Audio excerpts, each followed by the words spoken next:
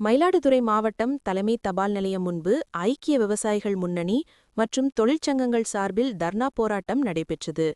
மாவட்ட ஒருங்கிணைப்பாளர் துரைராஜ் தலைமையில் நடைபெற்ற இந்த போராட்டத்தில், டெல்லியில் விவசாயிகள் போராட்டம் நடத்தி 5 ஆண்டுகளை கடந்தும் அவர்களின் கோரிக்கைகளை மத்திய அரசு நிறைவேற்றாததை கண்டித்து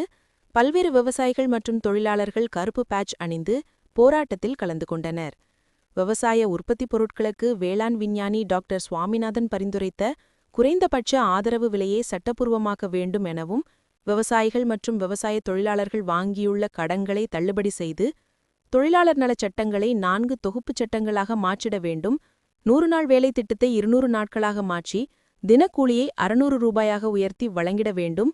பொதுத்துறை நிறுவனங்களை தனியார் மையப்படுத்துவதை கைவிட்டு அரசு காலி பணியிடங்களை உடனடியாக நிரப்ப வேண்டும், காவிரியின் குறுக்கே மேகதாட்டில் அணை கட்ட முயற்சிக்கும் கர்நாடக அரசை அனுமதிக்கக்கூடாது உள்ளிட்ட கோரிக்கைகளை வலியுறுத்தி போராட்டத்தில் ஈடுபட்டனர்.